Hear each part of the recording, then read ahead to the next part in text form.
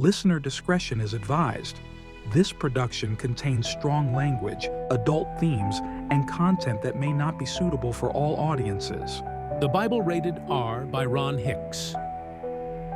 When God chose to reveal the story of humanity, He did not hold back.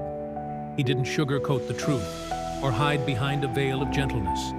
Instead, He laid bare the raw, unfiltered reality of life, its beauty, its darkness, its triumphs, and its failures. In these ancient stories, we see humanity in its truest form: flawed, passionate, sinful, and sometimes redemptive. This is not the sanitized version you heard in Sunday school. The Bible rated R.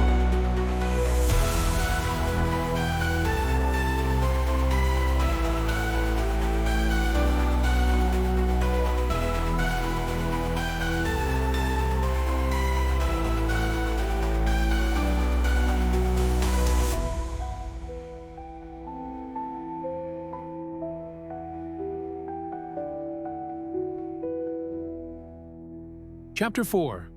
Sodom and Gomorrah. The Fall of Sin City. Her body was no longer her own. It had seized, frozen in place, crystallizing from the inside out as her very essence turned to salt. Lot's wife stood as a grotesque statue at the edge of the wasteland, her once vibrant form now a monument to disobedience.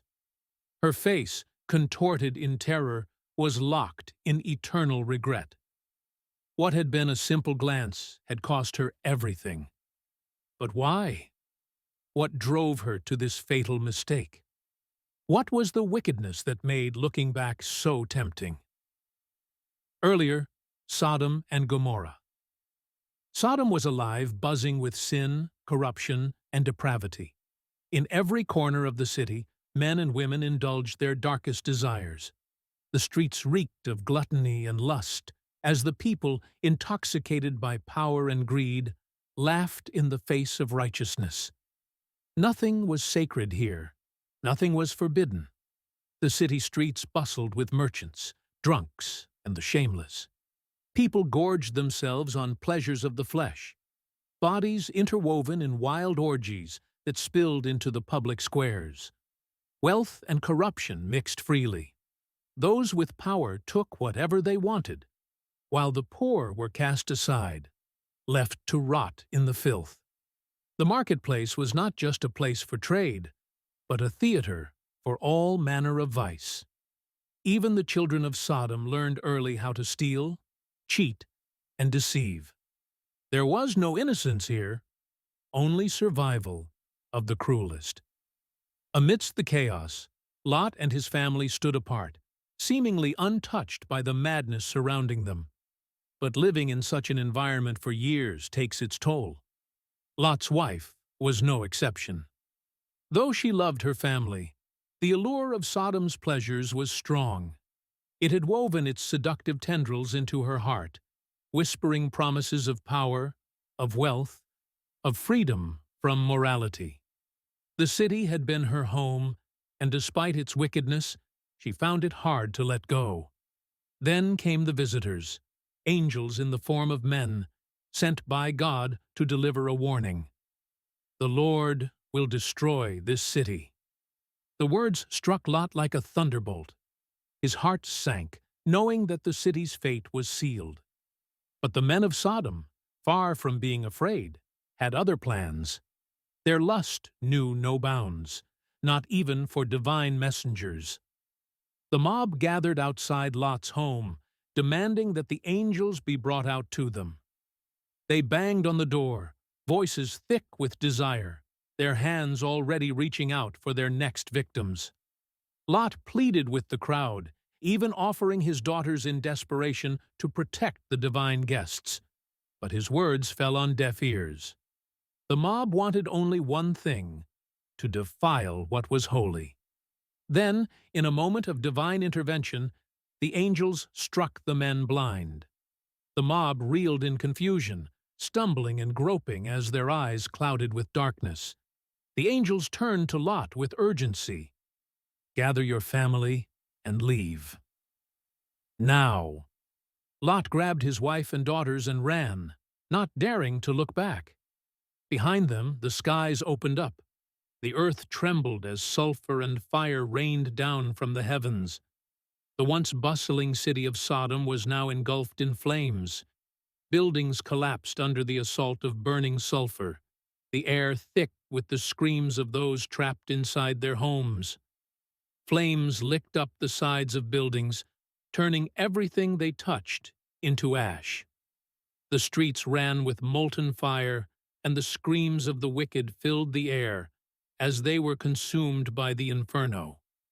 Flesh melted from bone, and those who tried to flee found themselves surrounded by walls of fire, the heat so intense that it scorched their very souls. The great towers of the city crumbled, falling in on themselves as the fire devoured them whole. Gomorrah fared no better. The sister city of sin was also reduced to ruins in mere moments, the sky glowing red with the heat of divine wrath. The fire was relentless, consuming everything in its path. As Lot ran, the words of the angels echoed in his mind. "Do not look back." His feet pounded the ground, his heart racing, but the temptation to turn around was suffocating. It was too much for her, the pull of the past, the memories of the life she'd lived in Sodom. Her friends, her home, the wealth and pleasures she'd known. How could she just leave it all behind? Despite the warnings, despite the angel's command, she stopped. Her head turned. In that instant, her fate was sealed. The fire and destruction of Sodom filled her eyes. She could see the city being devoured, reduced to ashes before her very eyes. And as she watched, her body betrayed her. Her skin stiffened, turning white and rough as grains of salt pushed through her pores. Her breath came in short, gasping spurts as her lungs solidified. The heat she felt was no longer from the fire, but from the curse that was overtaking her body.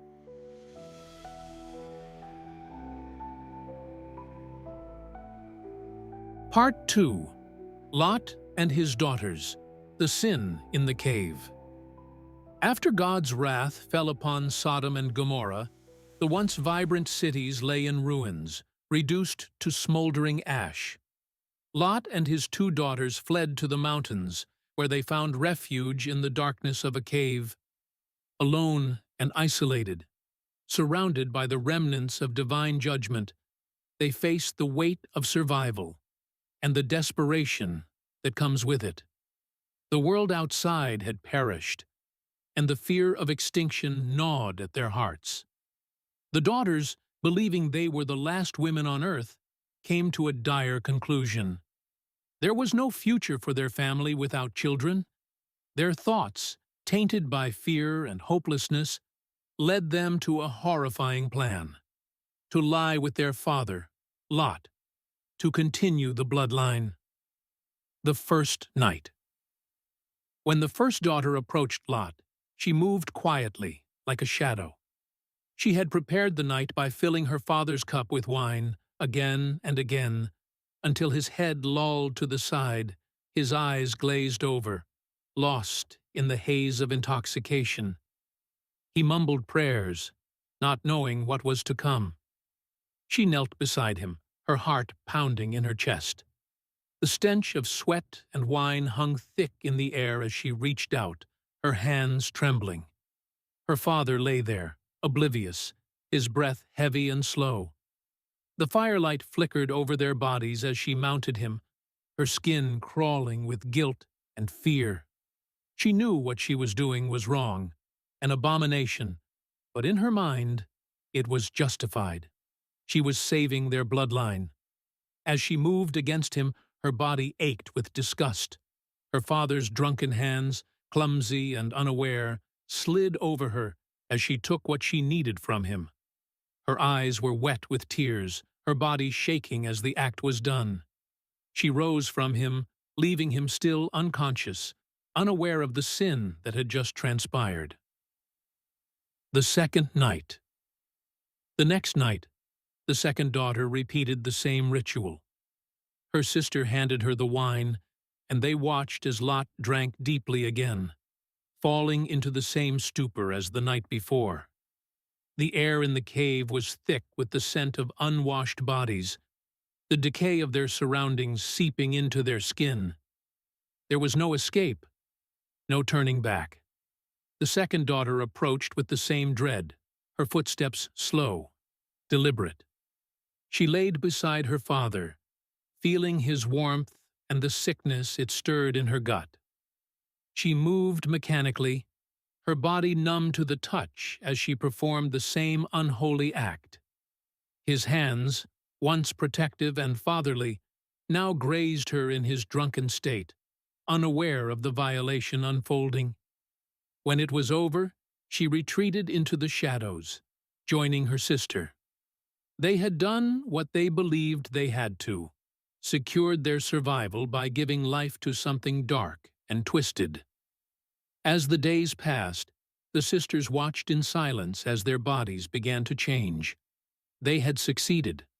Their bellies swelled with life, their father's children growing inside them. But with that life came a new kind of horror. They had committed the ultimate betrayal, turned their father into an unwitting participant in their sin. Lot, unaware of what had been done to him, continued to pray to God for guidance, for salvation. But the daughters knew that the truth would never leave that cave. They would carry their shame and their father's children into a new world, forever marked by the sin that had saved them. The two sons born from these acts would become the ancestors of nations, Moab and Ammon. But their lineage was forever tainted by the dark, twisted night in that cave, where desperation overpowered morality and survival demanded a price too horrifying to comprehend. Commentary. The story of Lot and his daughters reveals the tragic consequences of acting out of fear rather than faith. After the destruction of Sodom and Gomorrah, Lot's daughters, believing they were the last people on earth, resorted to an act of incest with their father to preserve their family line. This disturbing event is a powerful commentary on how desperation can cloud judgment and lead to moral failure. In their isolation and panic, they chose a path that went against divine laws, demonstrating the dangers of human reasoning when disconnected from trust in God. The birth of Moab and Ben-Ami, the founders of future nations, came at the cost of violating one of the most sacred family bonds. This story serves as a reminder that even in moments of crisis, we must remain steadfast in faith, for decisions made in fear often lead to far-reaching and devastating consequences. Support the production of the Bible rated R and help feed families in need. Exciting news is on the horizon with the upcoming project, the Bible rated R, designed to spark meaningful conversations and explore themes that resonate deeply with today's audience. However, to bring this vision to life, support is needed. Donations are being sought to help cover production costs, with every contribution playing a vital role in creating high-quality content that inspires and engages. What makes this initiative even more special is that a portion of every donation will go toward feeding hungry families in need, creating a mission that aims to make a positive impact on multiple fronts. Supporters can contribute through our Patreon account or buy me a coffee. No donation is too small, and each one makes a significant difference.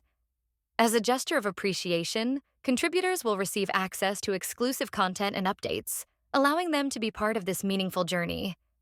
This is a heartfelt call to action, inviting everyone to join in making a difference. Together, we can create something impactful, combining the art of storytelling with the urgent need to provide nourishment and hope to those in need. Let's come together to support this vital cause.